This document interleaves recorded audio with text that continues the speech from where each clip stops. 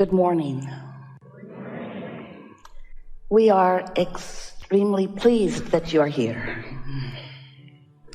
It is good to come together for the purpose of co-creating. Do you agree? Yes.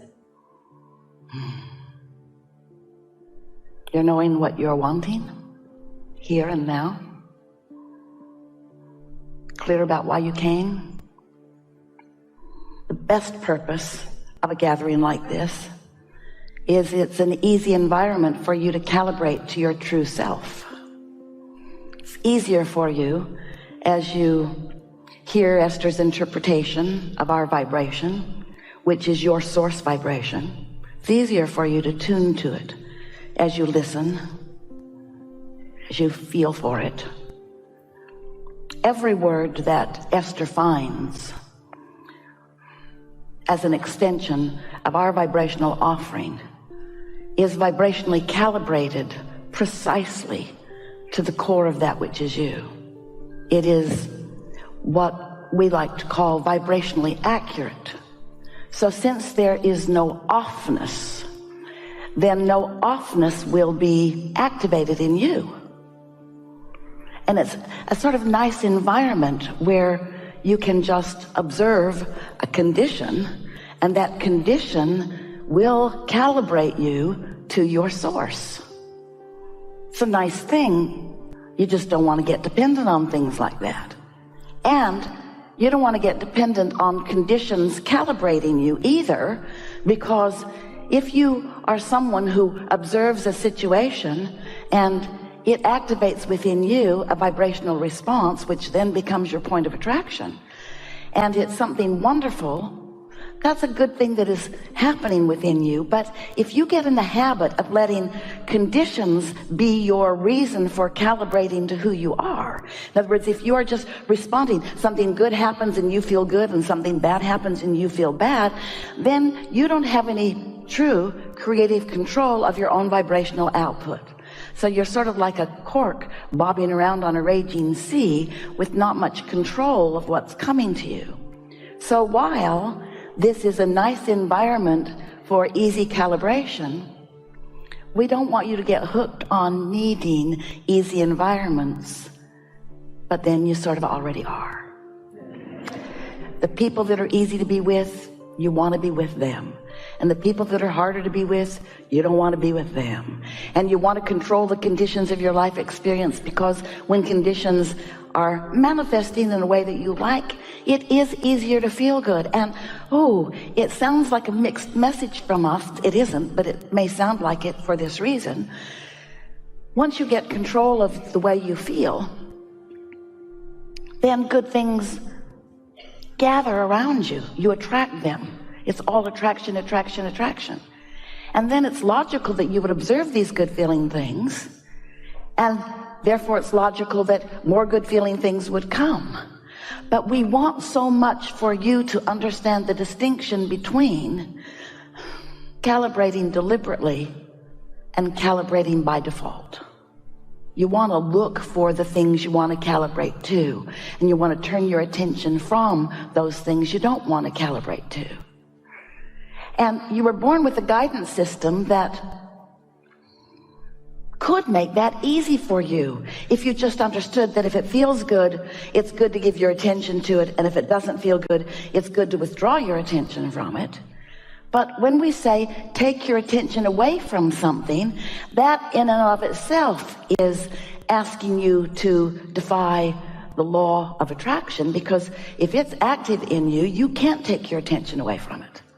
It's not an easy thing for the law of attraction to have hold of you relative to some habit of thought. That's what beliefs are. They're habits of thoughts that you continue to think. It's not an easy thing for you to turn away from them, because you believe them, and law of attraction delivers them to you, and then you believe them more, and then law of attraction delivers them to you, and then you believe them more, and you say, see, it is true. And we say, you made it true. You made it true. You focused upon it, and you want to say, no, it was true before I saw it. And we are not questioning that. There are a lot of things out there that are hovering around you, presenting themselves to you, getting your attention. We are not denying that They weren't there for you to observe. We just want you to use your guidance system more effectively and not focus incessantly on problems that need to be fixed. Not focus incessantly on telephones that are ringing in the audience. Hard not to notice that, isn't it? It's really wrong that that's happening. It's wrong, wrong, wrong, wrong, wrong. Hard to believe anyone would let that happen. Rather inconsiderate, don't you think? Or it cannot matter at all. No one died. Oh, someone's getting ready to, though. We can. So, the law of attraction is the law that manages everything that is. It's a vibrational manager. It's what is behind radio stations transmitting and receiving. In other words, signals matching up.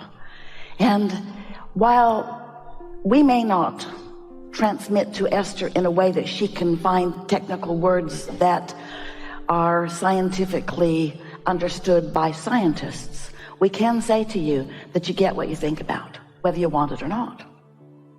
We can say to you that a belief is just a thought that you continue to think. It's a habit of thought. And we can say to you, sometimes you hold a belief that does not serve you, and sometimes you hold a belief that does.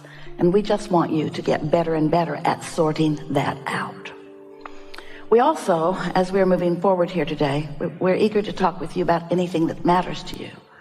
But we want you to come away from this gathering with a strong sense of knowing that you have more ability to focus than you may have been giving yourself credit. That the law of attraction does not make it easy for you to change a thought midstream. Because if you've got a belief that you've been thinking for a while, and after all, some of the beliefs that you hold, your mother thought, your mother believed them. And because she believed them, she demonstrated them in her own life because she gets what she believes.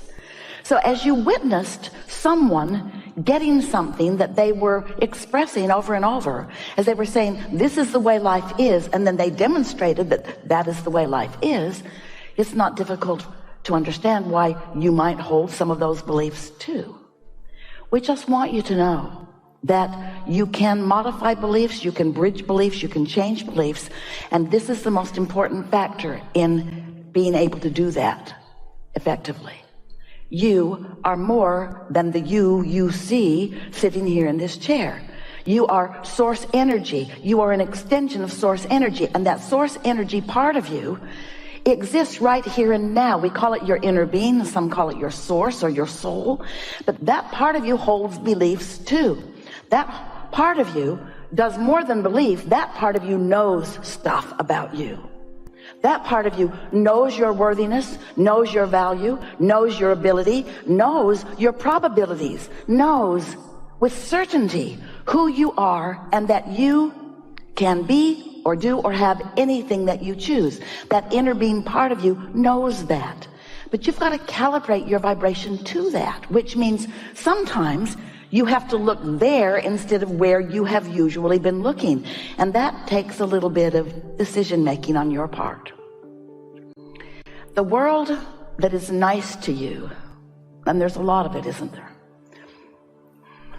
It will tease you into conditional calibration. Because if someone is loving you and you feel their appreciation of you, it feels so good, doesn't it? And then you will look for good feeling from that person.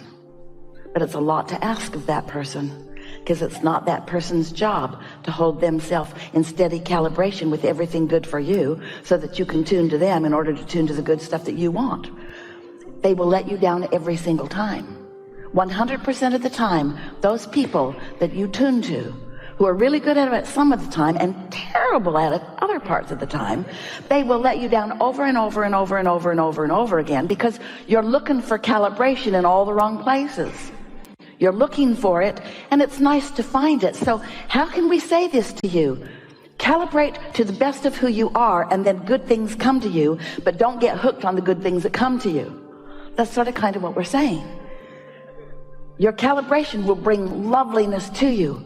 Just don't get hooked on that loveliness as the source of your calibration. Let it be the result of your calibration, not the reason for your next calibration. Does that make sense to you? Because they can turn on a dime. There you are, bipping along, calibrating to someone who adores you. You don't even know your inner being exists. You've been calibrating to this person. And then they have the nerve of dying. Really? That just doesn't seem right. You were my reason for liking myself, and now you're gone? Or they take their attention away from you as they go off to lunch. The nerve of them. Sometimes they go to work.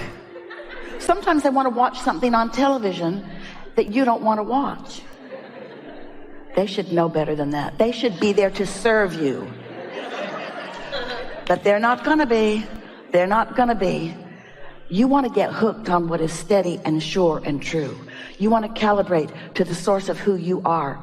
And you want to do it in advance of meeting any of them in any day. Because usually, first people you meet are going to calibrate you. You get up, you blunder into your day, you get into your car, and the jackass across the street calibrates you.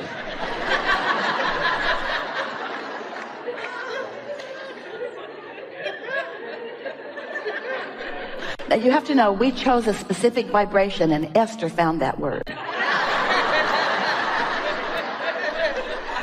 We sent to her a vibration that said, those things out there that come to you that you think you don't deserve, that bother you greatly. And the word jackass was the best word that encapsulated what so many of you feel when you bump up against things that don't feel good to you.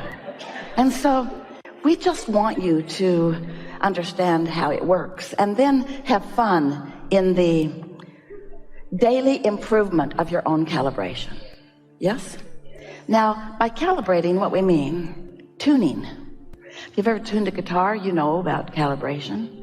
If you've ever tuned anything, if you're even tuning your radio dial, you are, but you don't sometimes get to see the waves. It's really fun if you can watch true calibration. You can just see it come right into alignment. If you have a good ear, you can hear it come in. If you have perfect pitch, you can hear the calibration of harmonics, of voices or sounds and such. And so it's a physics, science part of your world that you are experiencing all day, every day without even knowing it. And yet you were born with the most sophisticated calibration sensor that could ever be imagined. You have source energy within you, calibrated at a vibration of non-resistance, which means there's no glitch in that frequency.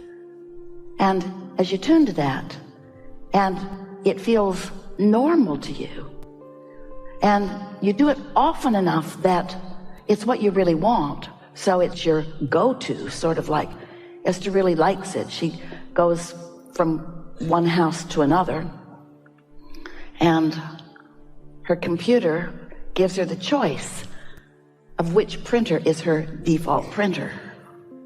Because until she does that, she has to choose from a list of printers. So nice when she makes that decision, and then the computer just goes there every time. So she doesn't have to think about it every time. You know what we're talking about?